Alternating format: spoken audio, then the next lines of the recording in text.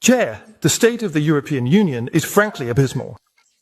The European Union is without doubt the greatest threat to our prosperity, to our democracy and sovereignty, to our freedoms, to the rule of law, and to peace. I will briefly explain this, Chair. The European Union continues to lag far behind the US and China in terms of innovation, productivity growth, and prosperity. How can the Netherlands remain prosperous if regulations from Brussels not only hinder innovation, but even, as in the case of our pulse fishers, make it impossible and ban it altogether? How can we remain competitive if the EU's absurd climate policy causes energy prices to be so high that industry not only leaves our country en masse, but disappears from the entire European Union? Day in, day out, we see here in the House of Representatives how the European Union undermines our democracy and sovereignty. Motions that have been adopted but are not in line with what the European Union wants are systematically ignored by the government.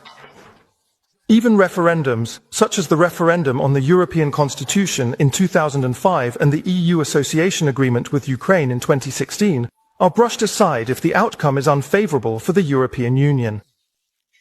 The European Union forces us to reform our pensions. The EU forces us to introduce the digital euro, and so on and so forth.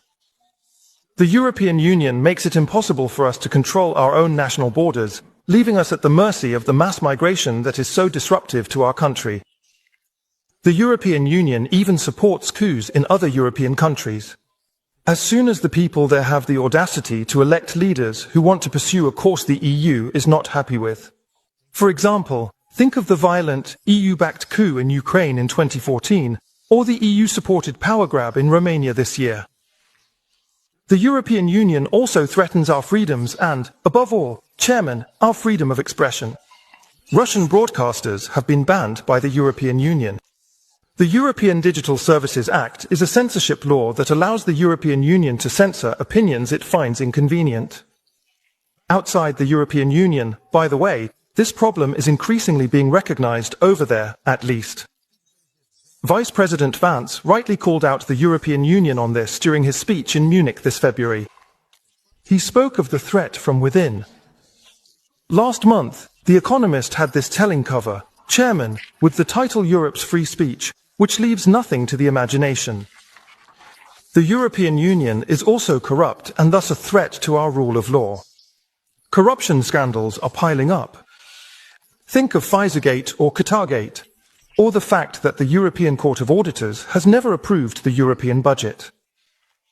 Corruption scandals which, and this is very telling, are then barely addressed or not addressed at all within the European Union. There is a lack of self-cleansing capacity and counterforces.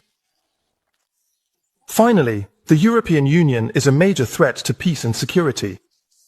While the United States, since the election of Trump, has very sensibly chosen a more neutral and mediating role in the Ukraine war, the European Union is fully committed to maximum escalation. The European Union is doing everything it can to push this terrible war to the limit. Completely irresponsible.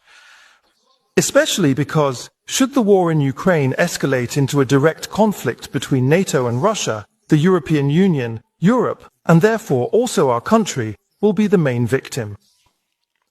It should be clear, the European Union is a catastrophe for the Netherlands, Chairman.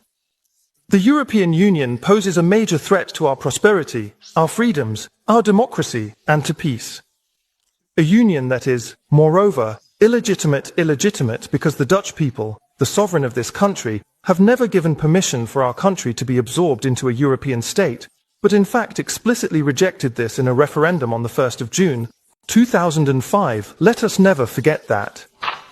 Completely illegitimate, that thing. And that is why we must leave the European Union as soon as possible, after which we could then choose, for example, to join the European Free Trade Association, which, not coincidentally, includes Iceland, Norway, Switzerland, and Liechtenstein, the most prosperous European countries. In short, a nexus, then. We have to get out. Take back control and, as the Netherlands, start shaping our own future again. And there is only one party in this parliament that wants that. Forum for Democracy.